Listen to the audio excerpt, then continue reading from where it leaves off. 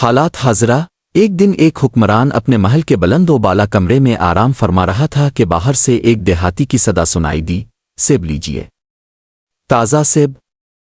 حاکم نے کھڑکی سے جھانکا تو دیکھا کہ ایک یمنی کسان چہرے پر دھوپ سے جھلسی جھریاں، سادہ امامہ اور گرد آلود چغا پہنے اپنے نحیف گدھے پر دونوں طرف 2 ٹوکریاں لادے بازار کی طرف جا رہا ہے، جن میں سرخ اور رسیلے سیب بھرے ہوئے ہیں۔ بادشاہ کے دل میں سیب کھانے کی خواہش جاگی۔ اس نے وزیر کو بلایا اور حکم دیا، خزانے سے 5 سونے کے سکے لے لو اور میرے لیے ایک بہترین سیب لاؤ۔ وزیر نے خزانے سے 5 سکے نکالے اور اپنے معاون سے کہا، یہ 4 سونے کے سکے لے لو اور بادشاہ سلامت کے لیے ایک سیب خرید لاؤ۔ معاون نے 3 سکے رکھے، باقی محل کے منتظم کو دیے اور کہا، یہ 3 سونے کے سکے لے لو اور ایک سیب لاؤ۔ محل کے منتظم نے 2 سکے رکھے اور چوکیداری کے منتظم کو بلایا اور کہا، یہ 2 سکے لے جاؤ اور فوراً ایک سیب لاؤ۔ چوکیدار کے منتظم نے ایک سکہ گیٹ پر موجود سپاہی کو دیا اور کہا، سنو، یہ لو 1 سونے کا سکہ اور وہ جو گلی کے کونے میں سیب بیچ رہا ہے اس سے سارے سیب خرید لو۔ سپاہی تیزی سے باہر نکلا مگر سکہ دینے کے بجائے سیب فروش کو گریبان سے پکڑ کر دے اڑا۔ وہ نادان دیہاتی، تجھے خبر نہیں کہ یہ شاہی محل ہے؟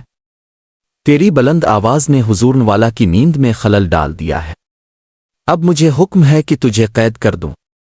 بیچارہ دیہاتی تھر تھر کانپنے لگا اور ہاتھ جوڑ کر گنگڑاوا، حضور میری خطا معاف کیجیے، یہ گدھا میری 1 سال کی محنت سے کمائے گئے سیبوں کا بوجھ اٹھا رہا ہے، یہ سیب لے لیجیے مگر مجھے قید نہ کیجیے۔ سپاہی نے جلدی سے دونوں ٹوکریاں قبضے میں لیں، کچھ سیب خود رکھے، باقی چوکیدار کے منتظم کو دیے۔ اس نے ان میں سے چند سیب رکھے اور باقی اوپر کے افسر کو دے دیے، ساتھ کہا، یہ وہ سیب ہیں جو 1 سونے کے سکے میں خریدے گئے ہیں۔ افسر نے سیبوں میں سے کچھ اپنے لیے چانے اور باقی محل کے منتظم آلہ کو بھیجے، کہہ کر یہ 2 سونے کے سکوں والے سیب ہیں۔ منتظم آلہ نے سیبوں کو دیکھا، کچھ چکھا، باقی اسسٹنٹ وزیر کو دیے اور کہا، یہ 3 سکوں کے سیب ہیں۔ اسسٹنٹ وزیر نے کچھ سیب رکھے، باقی وزیر کے حوالے کیے اور کہا، یہ سیب 4 سونے کے سکوں کے بدلے حاصل کیے گئے ہیں۔